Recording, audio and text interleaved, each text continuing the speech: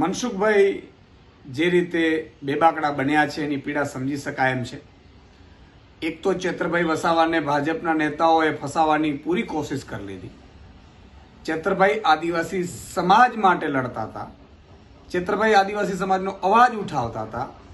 એટલે આદિવાસી સમાજના હીરો બની ગયા. એ મનસુખભાઈ અને બીજા ભાજપના નેતાઓથી સહન ન થયું અને એટલા માટે એને ખોટા કેસમાં ફસાવવા માટેની ભૂમિકા અદા કરી. સાથે સાથે આદિવાસી સમાજના ખેડૂતના પ્રશ્ને ચેતરભાઈ લડ્યા છે. એટલે એક તો ફરજી કેસ કરાવડાવવામાં આવ્યો. બીજા નંબરમાં ચેતરભાઈ વસાવા જે રીતે જેલમાં રહીને પણ આદિવાસી સમાજનો હીરો બની ગયા. તમામ જગ્યાએ વસાવા સમાજનું સંમેલન થયું ને એમાં પણ ભાજપના નેતાઓનો હુરિયો બોલાવ્યો.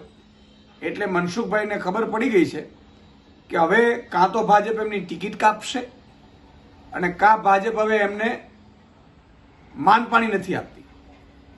એટલે બેબાકડા બન્યા છે. બેબાકડા સ્વાભાવિક છે. પણ ચેતરભાઈ વસાવાના સમર્થનમાં આમ આદમી પાર્ટી ઊભી છે એ પણ મનસુખભાઈને પેટમાં દુખે છે. અરવિંદ કેજરીવાલજી 7 તારીખે આવી રહ્યા છે. ચેતરભાઈના સમર્થનમાં આવી રહ્યા છે. તમારા સમર્થનમાં તો કોઈ ભાજપના નેતા આવતા નથી. ખબર છે, તમે એમને એમ નિવેદનો કરતા હો છો. તમે ડિબેટમાં પણ ચેતરભાઈની સામે જવાનું તો એમાં પણ ભાજપના નેતાઓએ ના પાડી એટલે તમે ન પહોંચી શક્યા. એટલે ચેતરભાઈ હીરો બની ગયા છે.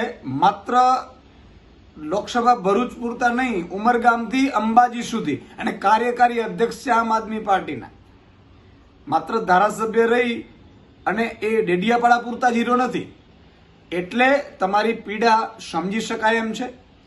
પણ 7 તારીખે અરવિંદ કેજરીવાલજી અને ભગવત માનજી ચેતરભાઈના સમર્થનમાં આવે છે. આદિવાસી સમાજને જાગૃત કરશે અને લોકસભા સીટ તમે હવે ભૂલી જાજો.